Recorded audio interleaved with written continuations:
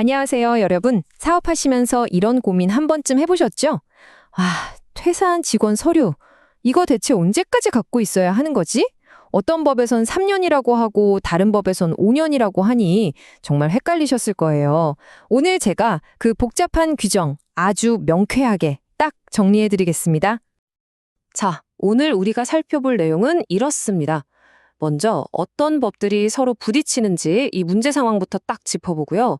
그리고 여러분이 제일 궁금해하실 거 바로 결론부터 알려드릴 겁니다.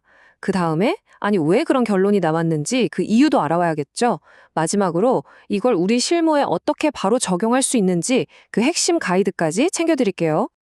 자, 그럼 바로 본론으로 들어가 볼까요? 도대체 뭐가 문제냐? 많은 회사 인사팀 또 회계팀 담당자분들이 실제로 겪는 딜레마거든요. 한번 구체적으로 들여다보겠습니다. 핵심 질문은 바로 이거예요. 서류는 딱 하나인데, 예를 들면 퇴직 관련 서류요. 근데 이걸 보관하라고 하는 법이 두 개예요. 심지어 보관 기간도 다르고요.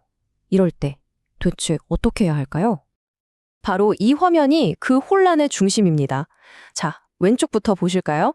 근로기준법. 여기서는 퇴직 관련 서류를 직원이 퇴직한 날부터 딱 3년 보관하라고 되어 있어요. 간단하죠? 그런데 문제는 오른쪽입니다. 국세기본법을 보면 똑같은 서류인데 이게 세금 관련 증빙서류이기도 하거든요. 그러면 법정 신고기한 다음 날부터 무려 5년을 보관하래요. 와, 기간도 다른데 계산을 시작하는 날짜, 그러니까 기산점까지 다르니까 정말 헷갈릴 수밖에 없겠죠? 자, 그럼 이 골치 아픈 상황에 대해서 우리 정부기관, 그러니까 법제처는 뭐라고 답했을까요? 시간 끌지 않고 바로 결론부터 보겠습니다. 정답은요, 아주 명쾌합니다. 둘 다 지켜야 한다. 즉, 두 법 모두 적용된다는 겁니다. 이게 무슨 말이냐면 둘 중 하나를 고르는 게 아니라는 거예요. 이게 정말 중요합니다. 그럼 대체 왜 이런 결론이 나왔을까요? 이건 제 생각이 아니고요. 법제처의 공식적인 해석, 바로 유권 해석에 딱 나와 있는 내용입니다. 보시는 것처럼 정부가 명확하게 두 법 모두 적용된다고 못을 박은 거죠. 자, 근데 여기서부터가 진짜 흥미로운 부분이에요. 어떻게 두 법이 동시에 적용될 수 있다는 걸까요?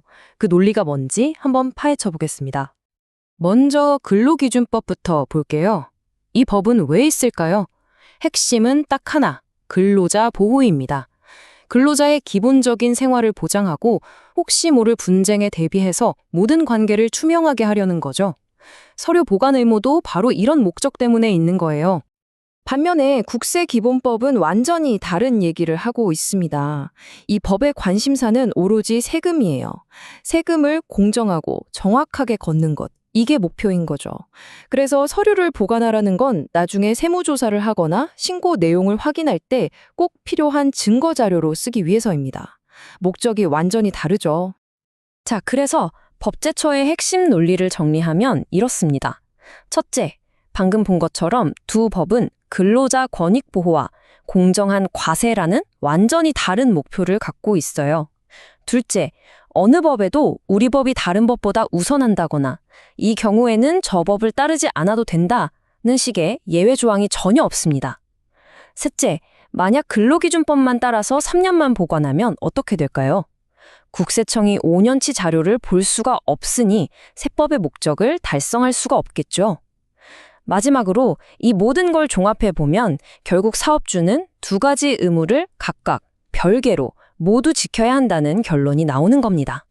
자, 그럼 이제 제일 중요한 시간입니다.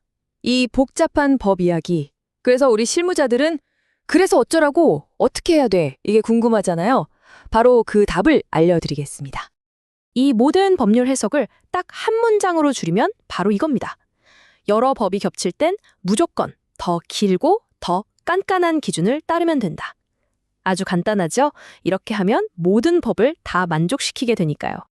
이 표를 보시면 이제 모든 게 명확해질 겁니다. 자, 근로기준법은 최소 3년을 요구하고요. 국세기본법은 최소 5년을 요구합니다. 그럼 우리가 이 두 가지를 동시에 지키려면 유일하고 가장 안전한 방법이 뭘까요? 네, 맞습니다. 그냥 5년 동안 보관하는 거죠.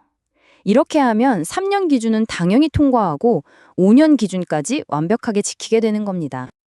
그래서 여러분이 꼭 기억해야 할 숫자는 딱 하나입니다.